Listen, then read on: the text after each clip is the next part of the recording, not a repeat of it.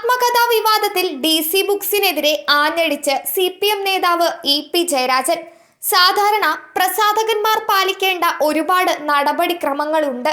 ഇതിലൊരു നടപടിയും DC books സ്വീകരിച്ചിട്ടില്ല. പുസ്തകത്തിന്റെ പ്രകാശനം DCയുടെ ഫേസ്ബുക്കിൽ വന്നത് ഞാൻ അറിയാതെയാണ്. ഇതിൽ ഗൂഢാലോചനയുണ്ടെന്നും EP ജയരാജൻ പറഞ്ഞു. താനൊരു കരാറും ആരെയും ഏൽപ്പിച്ചിട്ടില്ലെന്നും ഒരു കോപ്പിയും ആർക്കും നൽകിയിട്ടില്ലെന്നും EP ജയരാജൻ പറഞ്ഞു. ഇത് ബോധപൂർവമായ നടപടിയാണ്. PDF ഫോർമാറ്റിലാണ് വാട്സപ്പിൽ ഉൾപ്പെടെ അവർ നൽകിയത്. സാധാരണ രീതിയിൽ പ്രസാധകർ ചെയ്യാൻ പാടില്ലാത്തതാണത്. തികച്ചും ആസൂത്രിതമാണ്. തെരഞ്ഞെടുപ്പ് ദിവസങ്ങളിൽ രാവിലെ തന്നെയാണ് വാർത്തകൾ പ്രസിദ്ധീകരിച്ചതെന്നും അദ്ദേഹം ചൂണ്ടിക്കാട്ടി.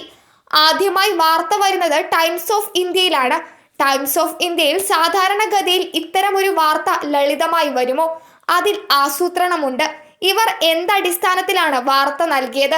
ഒരു അടിസ്ഥാനവുമില്ലാത്ത വാർത്ത പ്രചരിപ്പിച്ചുവെന്നും EP ജയരാജൻ ആരോപിച്ചു. അതേസമയം EP ജയരാജന്റെ ആത്മകഥാ വിവാദത്തിൽ സർക്കാർ തുടരന്വേഷണം പ്രഖ്യാപിച്ചേക്കും. കോട്ടയം ജില്ലാ പോലീസ് മേധാവി DGPക്ക് സമർപ്പിച്ച റിപ്പോർട്ടിന്റെ അടിസ്ഥാനത്തിലാകും നടപടി.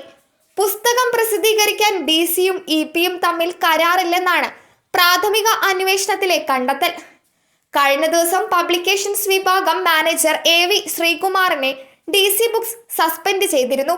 പുസ്തകം പ്രസിദ്ധീകരിക്കുന്നതുമായി ബന്ധപ്പെട്ട കരാർ നടപടികളിൽ വീഴ്ചയുണ്ടായെന്ന് ചൂണ്ടിക്കാട്ടിയാണ് നടപടിയെടുത്തിരിക്കുന്നത്. അന്വേഷണത്തിന്റെ ഭാഗമായി DC ബുക്സ് ഉടമ രവി DCയുടെ മൊഴി പോലീസ് രേഖപ്പെടുത്തിയിരുന്നു. പുസ്തകം പ്രസിദ്ധീകരിക്കുന്നതിൽ EP ജയരാജനുമായി കരാർ ഉണ്ടാക്കിയിട്ടില്ലെന്ന് രവി പോലീസിന് മൊഴി നൽകിയിരുന്നു. ഇതിനു പിന്നാലെയാണ് നടപടിക്രമങ്ങൾ പാലിച്ചുകൊണ്ടേ DC പുസ്തകങ്ങൾ പ്രസിദ്ധീകരിക്കാറുള്ളൂവെന്ന് DC തങ്ങളുടെ ഔദ്യോഗിക ഫേസ്ബുക്ക് പേജിൽ വിശദീകരണവും നൽകിയിരുന്നു.